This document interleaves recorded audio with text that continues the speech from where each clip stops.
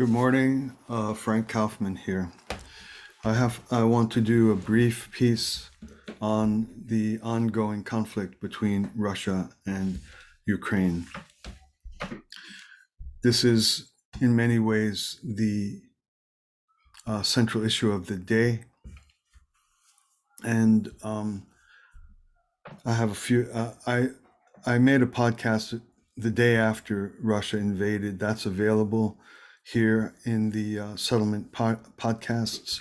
You can listen to it. I believe what I had to say then still stands and is still valuable for those of us who are interested in assessing our personal commitment and understanding of these events, and to see how we might contribute if we can. So on this particular moment, I want to exercise or express a criticism of the current popular engagement with this war. Intelligent people should know that legacy media or mainstream media is a broken enterprise. It has established itself as committed to political and narrative manipulation. It has been constantly and unerringly wrong for years on end now.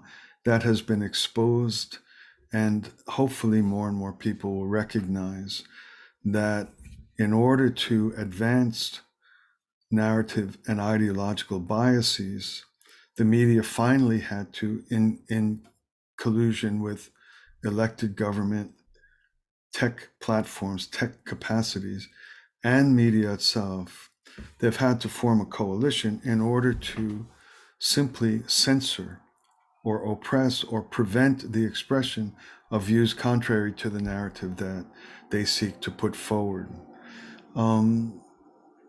If one is honest and traces such things as the history of commentary on masks that people wore hoping to relate to COVID in that way, the history of vaccinations, even where the history of what else, the election, the 2020 election, rather than allowing open debate, the history of the disease itself, the origins of the disease, COVID-19.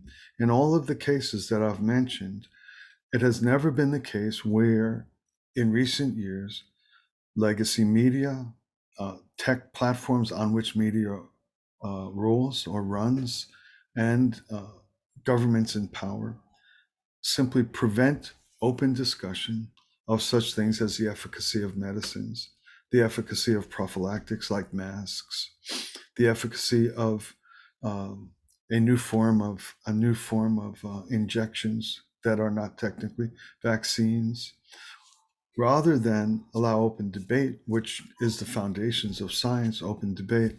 In all of these cases, it has come to be the case that if you express a dissenting opinion from that which this coalition seeks to have as held as truth, one is prevented from speaking, censored, deplatformed, canceled. This probably, if we ever get out of it, it will be recognized as the cause of death, of a lot of death.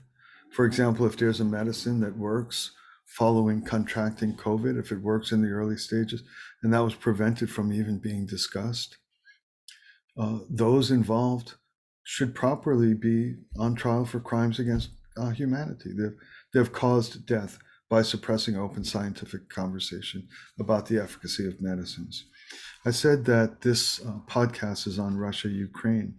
The reason why I transgressed briefly into mentioning the issue of broken media is because if you look at media now, vis-a-vis this war in Russia, this Russian invasion of Ukraine, it's identical. During the past several years, there has been established in free countries, in the United States and Canada, and in other free democracies. Of course, they happen in established tyrannies, or autocracies. This is known, but the fact that what are technically called free democracies have entered into a period of forbidden expression, forbidden dissent. Protesters are imprisoned in solitary confinement without charges for months and months on end. That didn't happen in communist China or Putin's what do you call it, tyrannical regime. This happened in the United States of America, the United States of America. Or that someone would, if you were not allowed to say, you were not allowed to question the results of the 2020 election as a private citizen, just expressing a point of view. Your accounts would be closed and erased and eradicated, even if you had gone through years of trying to build up a big audience or even try to earn some money through the expression of your opinions. These were just removed, simply removed, if you publicly expressed doubts about the outcome of the 2020 election.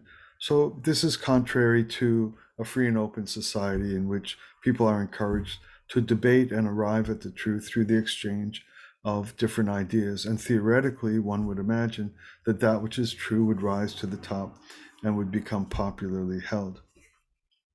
So we're living in a time in which the this corporate bond of government power, technological power, media power are all acting in lockstep with to control what information is made available. That's the situation under which people like you and me have to try to form an opinion about the reality of the Russian invasion of the Ukraine. This is a tragic situation because the military invasion of a country is a tragedy beyond imagination. It's the most immediate, apart from natural disasters like typhoons and hurricanes, military attack on a sovereign nation, and in which civilians, including men, women, and children, are dying and suffering as a result of a military attack. There's nothing worse in our collective life as citizens in the world, and we live in a time in which we should know for a fact that we can't, that those responsible to provide information to us about something as important as this have disqualified themselves for years.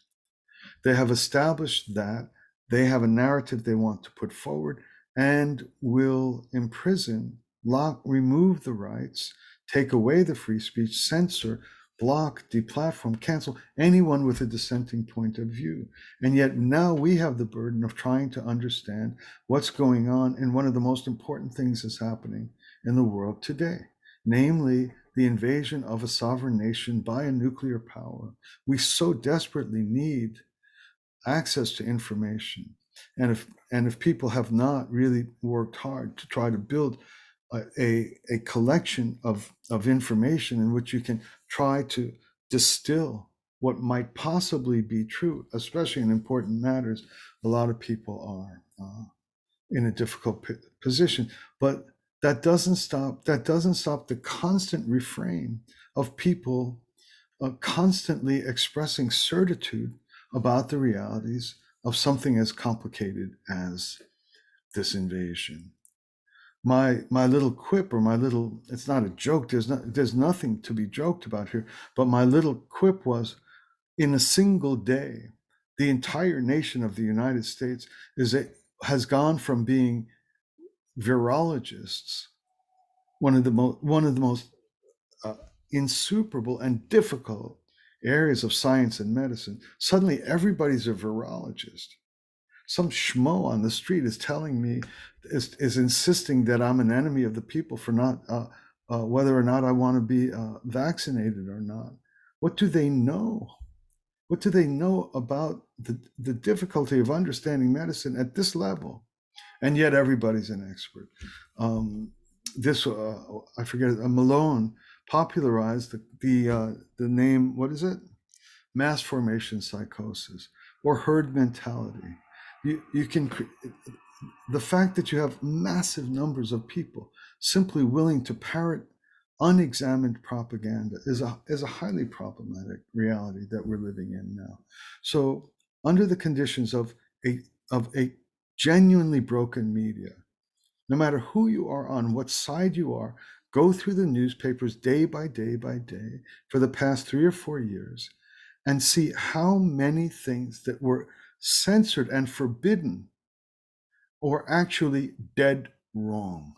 Dead wrong. Again and again, day by day by day by day, the story changes, and suddenly things that are affirmed as true were actually cause for criminal imprisonment of people for even saying things that now we know are absolutely true.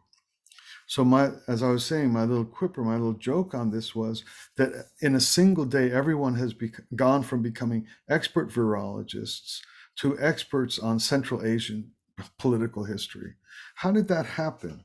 How did people suddenly have perfect certitude about one of the most ancient, one of the most conflicted, one of the most difficult areas? Everybody's an expert on Ukraine and saying what we should do and how we should be militarily involved. What do people know? I would like to hear from, I would bet even from the people I'm watching on TV speaking authoritatively about what the US military position should be and whether sanctions work or something like that. I'd like to just pick a random reporter off one of these talking heads news shows and ask that person, what are all the names of all the seas or ocean borders around Ukraine? Or name me all the countries on the borders in the surrounding Ukraine. And yet they're speaking to me as experts on the Ukraine. Okay, so my first point is a simple one.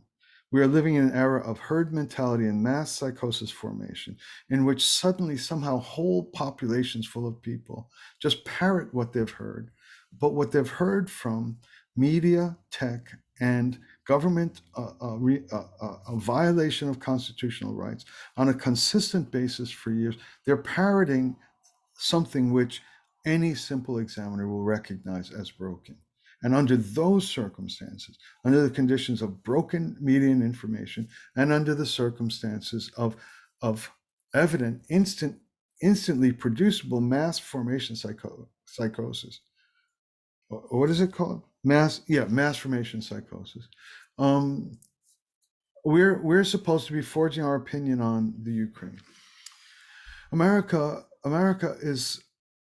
was until recently had rebuilt its military capacity, but in a certain way it's a soft nation. We're so rich. None of all of our military are professionals. They're hired there. They're well trained. They're expert. They're incredible soldiers. Our military gear is incredible, but it's not a country like that would. I don't know what would happen if somebody invaded America. I don't know where the fighters would come from. I read another thing that I forget who said this. It said you expect someone to defend America to the death, to be out on the front lines and in the trenches when they can't even get over someone using the wrong pronoun for them. That breaks them down for weeks. They're weeping in public media for days and days, can't breathe because someone used the wrong pronoun for them. And where are we going to find defenders of the United States? So here's the main point of what I want to describe in this podcast. All this instant expertise is problematic. America's a relatively, I don't want to call it a weak country, but it talks a loud game. It threatens a loud game. It's very squeamish. It doesn't want our soldiers anywhere. If a military commander tried to, it's another thing. I didn't plan to speak about this, but we have a military that's more determined to try to parade transgender generals and infantry and uh, and fire admirals while at sea, Navy admirals at sea, firing them for not taking an mRNA injection prior to its FDA approval, things like this. And so America doesn't have a big taste for being. They have a big taste for being a tough guy threatening people, but it doesn't have a big taste for being in any way involved militarily.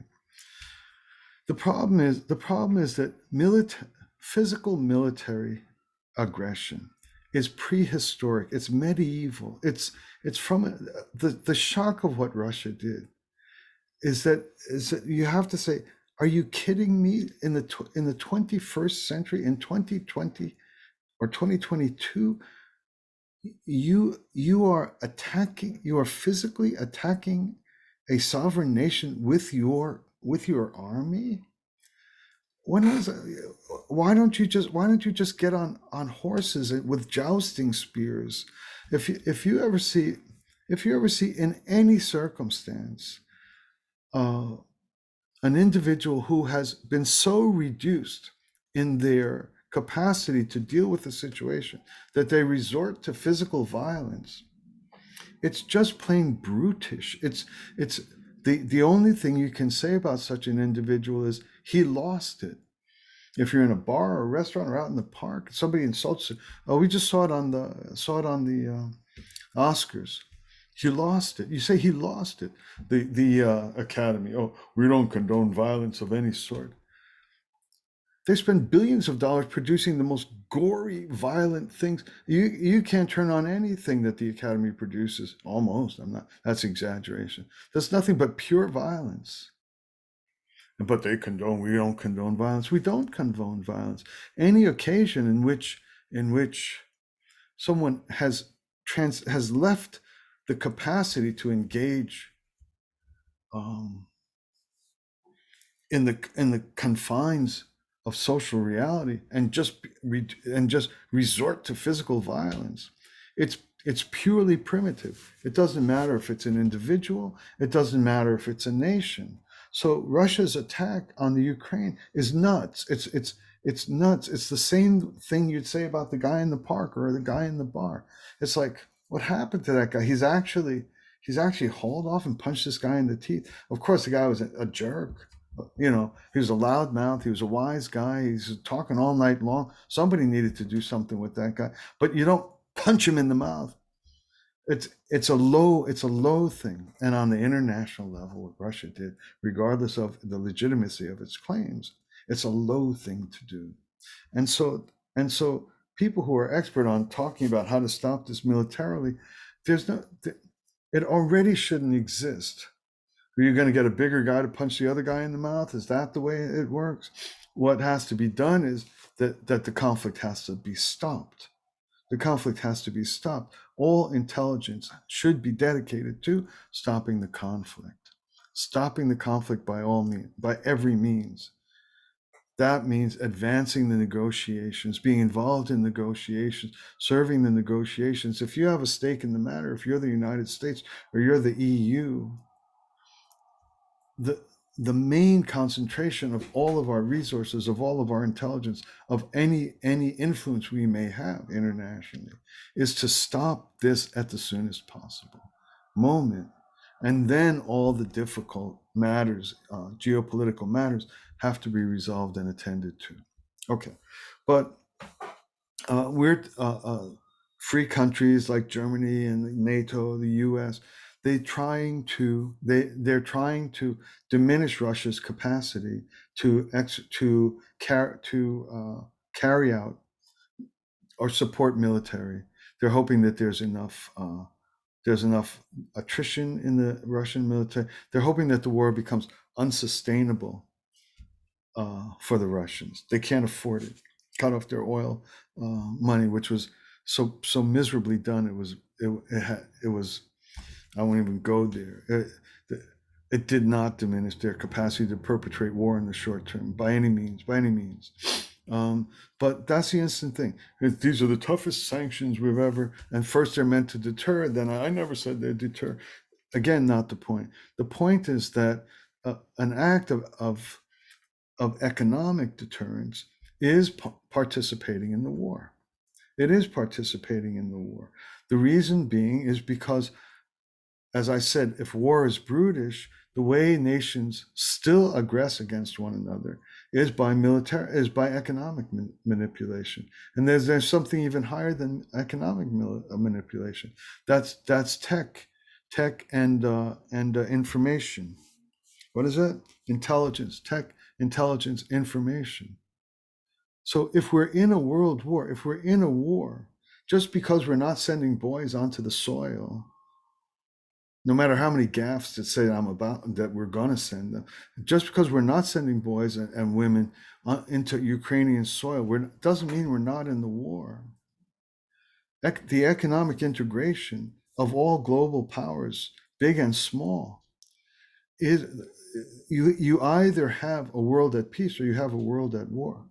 For the establishment of economic sanctions is an act of war. It's an act of war. It's economic war. It's in the war. But even higher than our economic integration, look at what the economic sanctions have done. You have the president of the United States for the first time. Who would ever dreamt that the richest country in the history of the world would have a president of the United States standing up and telling its entire population, expect food shortages? That means you're in war. It means you're in war. There's going to be massive starvation for those countries, including African countries, including all the great causes of the poor and the impoverished, because of the absolute ruination of energy, fertilizer, agriculture in that area of the world. Just because we're not sending planes, it's not the question of whether, yes, send MiGs, Ukraine defend itself. Fine, it's such short thinking. Economic act is being in the war. The whole world becomes at war. People in America suffer. Children starve. That's what's being at war. And then higher than that is the technological and information integration of the world. If you have an enemy, just because you think there's somebody, these guys on TV, he'll never use nukes. Doesn't matter. You don't need nukes. All you need to do is cripple the entire electric system in 8 U.S. cities. Somebody can't do that. Probably some jerk in a Ukrainian basement could do that. I guess. I imagine. How about closing all the banks? How about closing all the fuel supplies? Just with a virus. The Israelis crippled the Iranian nuclear science progress with a Stuxnet with a virus. That's if you want to know what war. If you want to know what war is, it would be far less concerning if some missile penetrated U.S. airspace, some missile from Russia, and landed, near a suburb. Yeah, a lot of people. Yeah, there'd be a big bomb near a mall, and a lot of people would die. But it'd be far different than crippling the entire economic system just with a attack on the technology along which the rails on which the entire world economic system exists. So theoretically, one would have imagined that we'd never be at a place where we're doing something so brutish as sending planes over and bombing people. Hopefully, we thought we were at the end of that, but we're not at the end of the risk and danger of conflict. So for example, these economic sanctions. Oh, how smart! Oh, we're gonna prevent Russia from being able to perpetrate the war, and then instantly we get on the brink of losing the value of the petrodollar, the complete destabilization of the entire global economic system. Days later, Saudi Arabia is in negotiations with China to establish a different currency base for the movement of energy all around the world. And suddenly I'm so smart. We're not going to really send soldiers or planes. We're not going to protect Ukrainian airspace. We're just going to give sanctions. And suddenly America's on the brink of losing its basis or foundation for its economic basis of engagement in world affairs. And China of all places, would become a currency basis for. Got to mute for a siren. Hold on, please. Sorry, that's life in New York. So there you have it. my basic point is this: war is brutish. The reaction that thinks, oh, we're not getting into a war, is naive and errant. The war, more profound, is economic international warfare, because the entire global economic system is very fragile and tied together and relies on harmonious cooperation, even if contentious, and even if contending, even if competing. But that's war. The entire information system, the entire technology system, all of banks, all of air control, shipping control, all of this is computer based. If you're at war, the danger is the crippling of systems that keep normalcy. We don't know how many systems running on computers are just protecting our capacity to for cars to run, for trains to run, and so forth. So so I'm troubled by instant expertise, and I'm troubled by short-sightedness on this and misunderstanding what's the nature of war in our time. And the point is, when conflict arises, the point is to settle it as fast as possible. Settle it as fast as possible. That's the mission of all people outside of the fight that's taking place. And to imagine that it's confined to stopping military aggression, which is the smallest thing. It's pieces of metal, it's planes dropping on pieces of ground, and harming and injuring people. It's small compared to the damage that can be done with a single flick of the switch. Thanks a lot for listening. My prayer is, and my ask is, let's be more learners than experts, and let's understand. Let's have a longer and broader and more long-term vision and a higher and more complex assessment of what Russia has brought the world into with this physical military attack. Thank you very much for listening. Be back with you again soon.